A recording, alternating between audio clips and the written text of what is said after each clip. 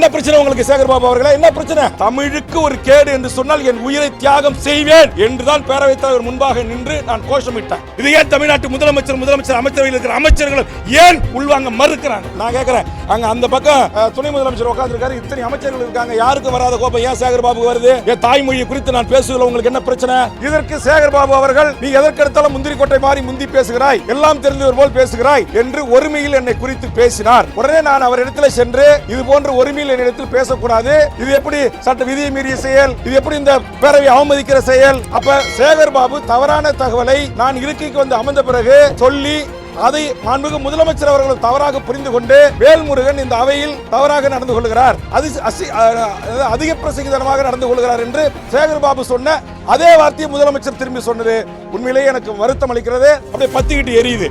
ஆமாம், நீங்கள் தமிழ்நாட்டை ஆண்ட போது செய்த தவறுகளை சுட்டிக்காட்டுவேன், நல்லது செய்தால் பாராட்டுவேன், எவருக்கும் எப்போதும் நான் அடிபணிய மாட்டேன். என் உயிரை விட மேலான என் தாய்மொழிக்காக என் குரல் ஓங்கி ஒலிக்கும். சகித்துக் கொள்ள முடியாத கடந்த கால அதிமுகவில் இருந்து திமுகவுக்கு வந்த சேகர்பாபு அதிமுக அமைச்சர்களோடு, அதிமுக முன்னாள் அமைச்சர்களோடு நெருக்கமா பழகிறவர்கள், அதிமுகவை காப்பாற்றுவதற்காக அவர் என்னை விமர்சனம் செய்கிறார். நான் பகிரங்கமா குற்றம் சாட்டுறேன். நான் என்ன சொல்ல வருகிறேன் என்பதை புரிந்து கொள்ளாமலேயே அதிமுக உறுப்பினர்களும் எழுந்து கத்துகிறார்கள், அங்கே அமைச்சரவையில் இருக்கிற சேகர்பாபு போன்ற அமைச்சர்களும் எழுந்து கத்துகிறார்கள்.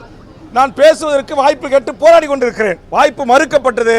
அந்த ஜனநாயக மாண்பை தெரிந்த காலத்தினால் நாடாளுமன்றத்திலே எப்படி பேரவைத் தலைவர் முன்பாக சென்று வாய்ப்பை கொடுங்கள் என்று கேட்கிறார்களோ, அதே போன்று நானும் எனது இருக்கையில் இருந்து சென்று பேரவைத் தலைவர் முன்பாக இருந்து எனக்கு முழுவதுமாக என் கருத்தை பதிவு செய்ய நேரம் கொடுங்கன்னு கேட்டேன். இது தவறா? இதற்கு சேகர்பாபு அவர்கள், நீ எதற்கெடுத்தாலும் முந்திரி கோட்டை மாறி முந்தி பேசுகிறாய், எல்லாம் தெரிந்தவர் போல் பேசுகிறாய் என்று ஒருமையில் என்னை குறித்து பேசினார். உடனே நான் அவரிடத்தில் சென்று, இது போன்ற ஒருமையில் என்னிடத்தில் பேசக்கூடாது, கலைஞர் ஆட்சியில் போட்ட அரசாணையை அதிமுக ஆட்சியில் நடைமுறைப்படுத்தல, 10 ஆண்டு கால அதிமுக ஆட்சியில அது காவல்துறையில டைரக்ட் கேஸ்ல நடைமுறைக்கு இல்ல, இதற்காக வழக்கு தொடுத்து உயர்நீதிமன்றத்தில் வழக்கை பெற்று நடைமுறைப்படுத்தி வந்தான் வேல்முருகன்.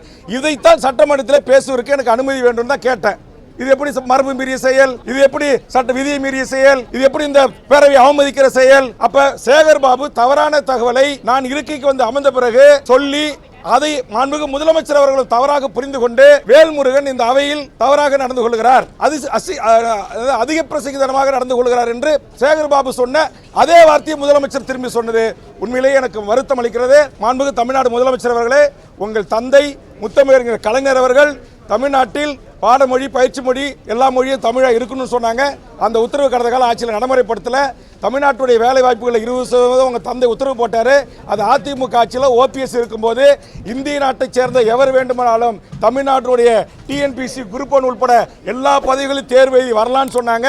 அதற்காக போராட்டம் நடத்தி, முற்றுகை போராட்டம் நடத்தி தொடர்ந்து நான் வலியுறுத்தினேன். அதிமுக ஆட்சியில் கண்டுகளை நீங்களாச்சு சட்டத்தை திருத்துங்கன்னு சொல்லி நான் தான் சட்ட திருத்தத்துக்கு முன்மொழிந்தேன். இன்னைக்கு தமிழ்நாட்டை சேர்ந்த தமிழர்கள் தாய்மொழியில் பேச, எழுத, படிக்க தெரிஞ்ச தேர்வு வச்சா 40 மதிப்பெண் பெற்றாதான் வேலைக்கு போக முடியும் நிலையை நான் உருவாக்கினேன். இது என் தாய்மொழி தமிழுக்கு நான் செய்த தொண்டு. தமிழுக்கு ஒரு கேடு என்று சொன்னால் என் உயிரை தியாகம் செய்வேன் என்றுதான் பேரவைத் தலைவர் முன்பாக நின்று நான் கோஷமிட்டேன். இது தவறா?